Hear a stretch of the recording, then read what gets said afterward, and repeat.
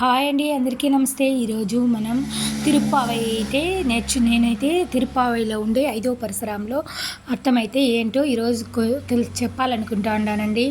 ఈరోజు అన్నింటే వ్యాపించిన ఆ విష్ణుమూర్తిని మనం మనసారా ధ్యానించడం తప్ప ఎన్ని సమస్యలు వచ్చినా ఎన్ని సంతోషాలు వచ్చినా ఆ మార్గం తప్ప మనకు వేరొకటి లేదు అని తిరుప్పావై 5వ పరిసరం అయితే మనకు చెప్తుంది. ఇక్కడైతే నేను ఈరోజు శనివారం కాబట్టి దీపం అంతా క్లీన్ చేసుకొని ఇంట్లో పూజ రూమ్ అయితే క్లీన్ చేసి పెట్టుకొని దీపాన్ని అయితే వెలిగించుకొని గొబ్బి పూజ అయితే చేసుకోవాలనుకున్నానండి. గొబ్బి పూజ ఇంట్లో ఫస్ట్ అయితే దీపం వెలిగించేసి ఇంకా తెల్లవారలేదు కాబట్టి కొంచెం తెల్లవారినాకైతే ముగ్గు పెట్టి దీపాలు వెలిగించుకుందామనేసి ఇంట్లో పూజ రూమ్ అయితే శుభ్రం చేసుకొని నువ్వుల నూనెతో అయితే దీపం పెట్టుకొని అమ్మవారికి నేతి దీపంతో వెలిగించి హారతి అయితే ఇచ్చి అమ్మవారికి శివయ్యకి అభిషేకం అయితే చేసుకొని పూజ చేసుకుని హారతి అయితే ఇచ్చుకున్నా అండి. ఇప్పుడైతే ఇక్కడ హారతి ఇచ్చేసి తర్వాత పోయి గొబ్బి పూజ అయితే చేసుకోవాలండి. ప్రతిరోజు ఈ మార్గళి మాసంలో ఈ ఒక్క సంవత్సరంలో ఒక్క నెల మాత్రమే మనం గొబ్బి పూజ చేసుకునే అదృష్టం వస్తుంది. ఈ అదృష్టం వల్లనే మన జీవితంలో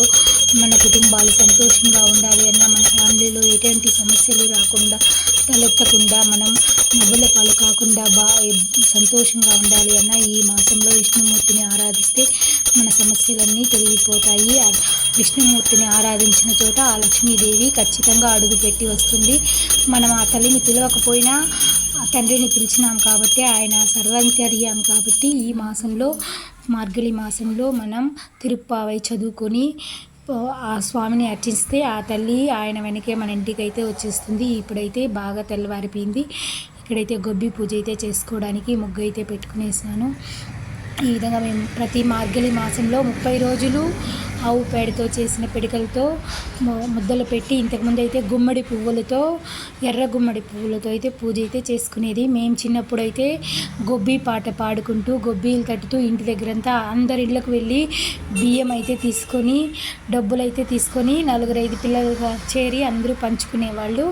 దాంతో ఇచ్చిన బియ్యంతో పులుసన్నం చేసి మళ్ళీ గొబ్బెమ్మనైతే అయితే నీళ్ళల్లో కలిపేవాళ్ళు. ఇప్పుడైతే ఆ విధంగా చేసేవాళ్ళు ఎవరు లేరు, చూసేదానికి కూడా కరువైపోయింది.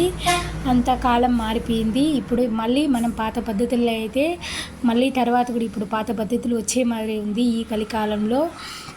ఇప్పుడైతే గొబ్బి పూజ అయితే చేసుకుని గొబ్బీలకు ప్రదక్షిణ చేసుకుని మనకు మంచి సంతానం కావాలన్నా, సౌభాగ్యం కావాలన్నా, అష్టైశ్వర్యాలు, ధనకనకాలు, వస్తు వాహనాలు కావాలన్నా ఆ తల్లిని ఏది అడిగి మనం ప్రదక్షిణ చేసి పూజ చేసినా ఆ తల్లి మనకు మనసారా దీవించి ఇస్తుందండి. ఇదైతే నేను కూడా పూర్తిగా నమ్ముతాను. ఈ గొబ్బి పూజ నేను పుట్టినప్పటి నుండి చేసుకునేది, ఈ రోజుదేం కాదు.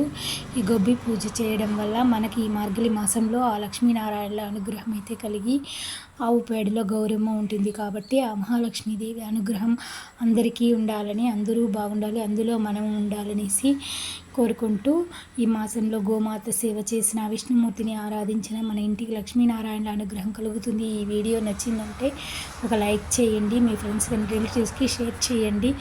మన ఛానల్ని మంచి మంచి వీడియోల కోసం మన ఛానల్ని సబ్స్క్రైబ్ చేసుకోండి. Thank you for watching.